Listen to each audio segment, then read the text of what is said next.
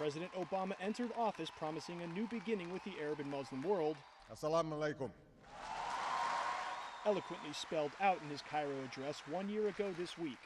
The continuing humanitarian crisis in Gaza does not serve Israel's security. The Obama team made a commitment of $900 million to help rebuild Gaza, but almost none of it has actually made its way there. That's only compounded the desperation characterized by the UN on Wednesday.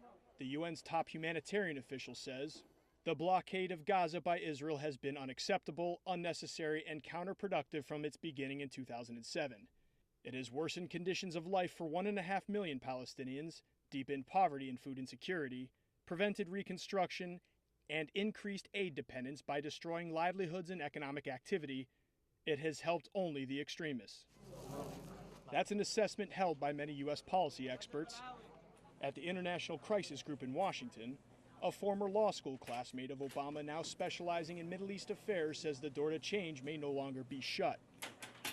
This would be an opportunity for the U.S. to put its stamp on whatever humanitarian effort is going to be driven towards Gaza. One could imagine quantities of American goods, even an American flotilla, but with Israeli acquiescence, going to Gaza and telling the people of Gaza, we were not behind the blockade, we're not behind it now, we're instrumental in not only putting an end to it, but in bringing goods to all of you. Free, free Palestine! Stemming international anger is only part of the equation. Many Americans see historical parallels in the flotilla crisis, including retired U.S. Ambassador Philip Wilcox. Once the State Department's top counterterrorism official, it's an issue he has not turned away from. Some have cited the flotilla crisis with the crisis of the Exodus, a passenger vessel carrying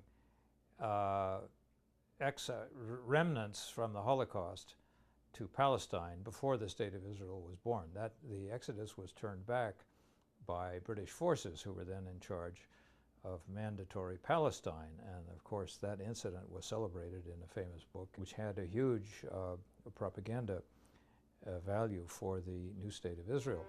The flotilla backers are using this initiative to draw attention to the humanitarian suffering of the Gazan civilians, and they too have been turned back by military forces, this time Israeli military forces. The White House has resisted changing its Gaza policy out of fear that it would be seen by some as a boost for Hamas. But the status quo since the siege began in 2007 is also becoming untenable. It's not only complicating efforts by the Obama administration to forge new partnerships, but it's also setting back their chances, if there ever were any, of building new relations with the people of the Middle East. Clayton Swisher, Al Jazeera, Washington.